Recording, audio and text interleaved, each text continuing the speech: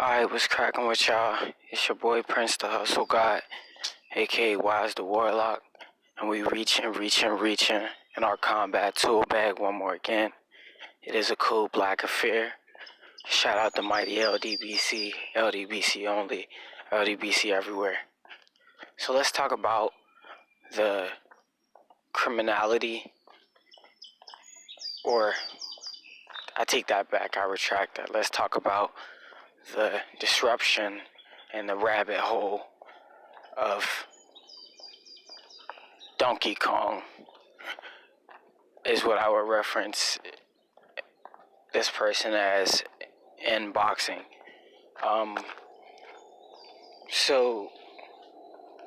DK or Donkey Kong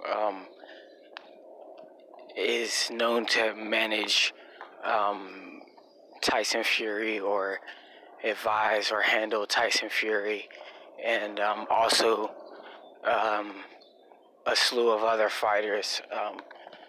Is known to be affiliated with the now discontinued MTK Global, and alleged to have some affiliation with Probellum. So that is effectively a little more than a quarter of the current roster of all boxing. So that affects all of boxing as a totality, clearly. So starting with the Deontay Wilder fight. The Deontay Wilder fight was initially and originally versus Tyson Fury 1 was a PBC event. Bob Arum and his connection with DK allowed him to be able to swoop in to delay and also get a part of the second and third fight, making it a co-promotional event. But initially it was a PBC event, and I think possibly whoever his foreign handler was in boxing, you have a handler in the form of a manager, and then you also have a handler in the form of a promoter. And you have, for Americans who fight internationally, they typically still have their American promoter because America is the, I guess, creme de la creme, if you will. But foreign fighters typically have an American promoter as well as to them, a local promoter. But for us, it would be an American promoter and a foreign promoter. That said, it was predominantly a PBC promotion. That was the biggest introduction we got to DK until Tyson Fury, his advisee or managee, came out and stated about, in his own words, said, thanks to, I think he said, my manager, Daniel Kinahan, or Donkey Kong, the Joshua fight would be, is done, even though it was not, but it was done after he knocked out the Bronze Bomber, in his own words. That was the only other time that we really heard him, or heard reference of his name on a major platform, if you will. After that, we heard about what's his name, Billy Joe Saunders, reference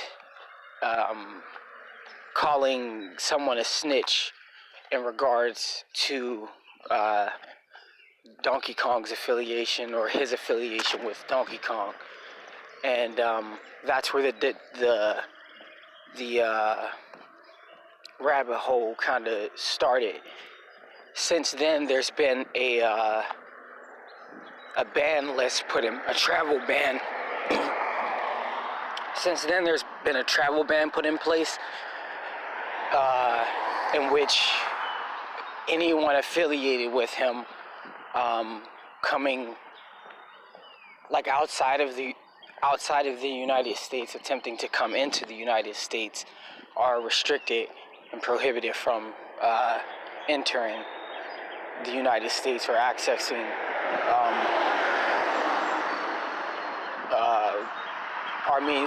a means of transportation of getting them to our shores.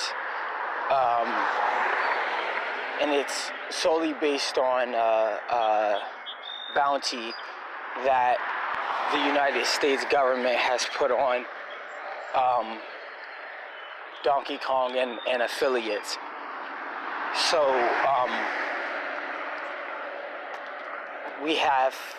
it brings us to our current state of affairs. This travel ban has affected Tyson Fury, who's tried to get in the United States 2 times. It's affected his trainer, one of his trainers, Ben Davison, who's from the UK. He's tried to get in the United States and he was not allowed. I think also Australia didn't allow him.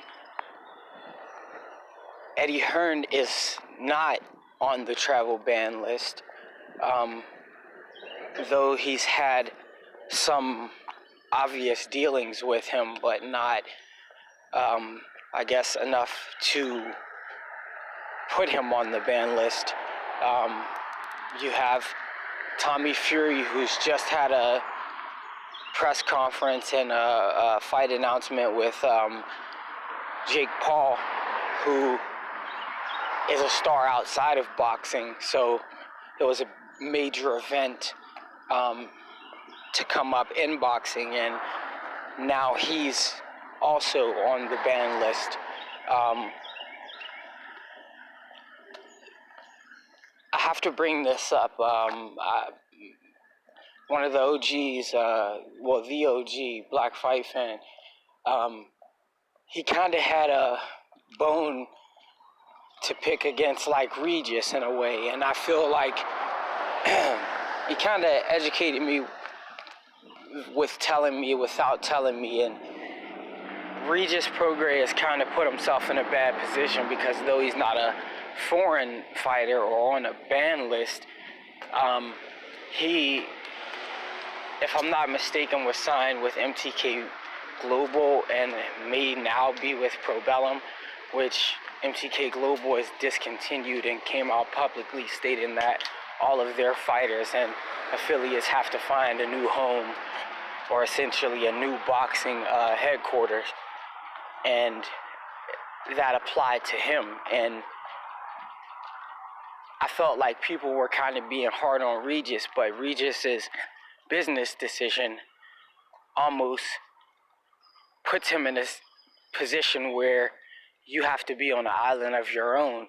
Unless you're fighting other people who were affiliated with MTK Global or Probellum, no one is going to want to touch that, because who's going to want to touch, if this was the streets and the building across the street just got raided and it resulted in indictments,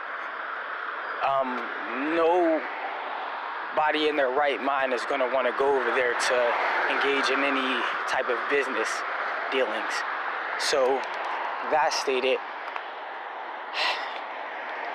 you look at the Regis scenario and then it makes you wonder about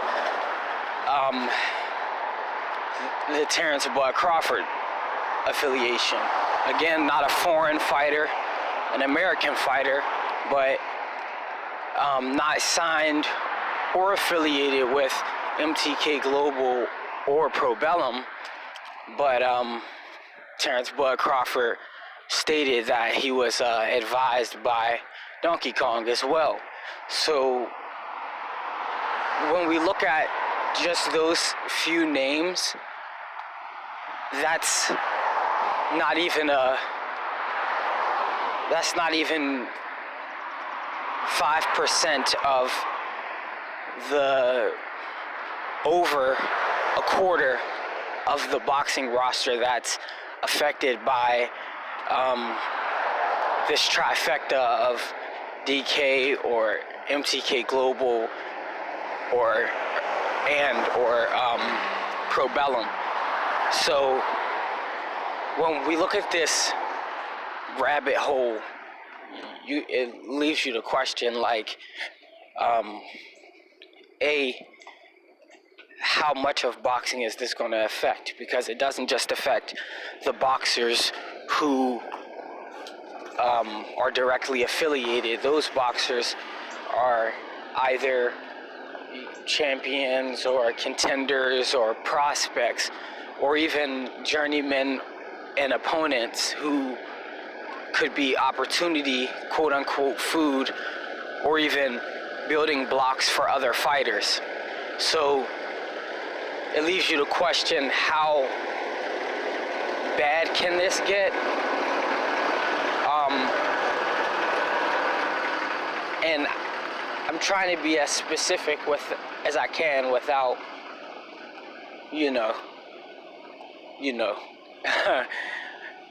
but I don't wish any form of prison sentence on anybody.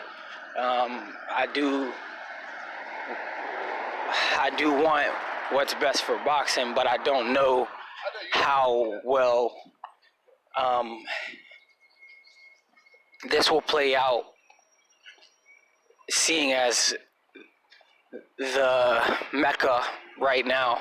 No, the mecca of boxing is the United States. Granted, its inception wasn't here, but the mecca of boxing is the United States. And with a ban list preventing affiliates of or associates, or at this point anyone who's had any form of business dealings with Donkey Kong from coming in, is one thing, but this country putting a bounty on Donkey Kong and all of his known associates, it lets you know that this isn't something that can fly under the radar much longer. Basically, it's not Don King, it's not Bob Arum, it's not Eddie Hearn, it's not the scalping tickets, it's not the stealing backhand money, it's not the raping fighters. That stuff can fly under the radar because one hand washes the other in the business of boxing. But we're talking about something that's an international federal level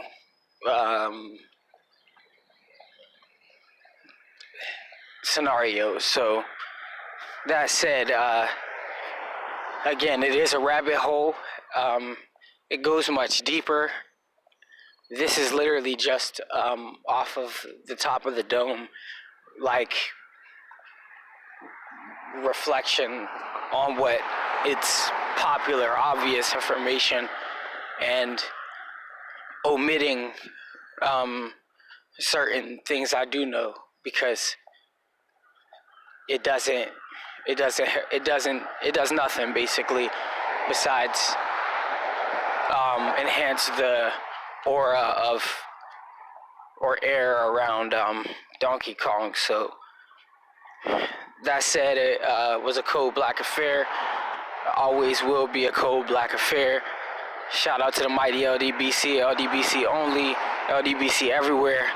Like, sub, comment, share, join the community. We try to do some big things. Deuces.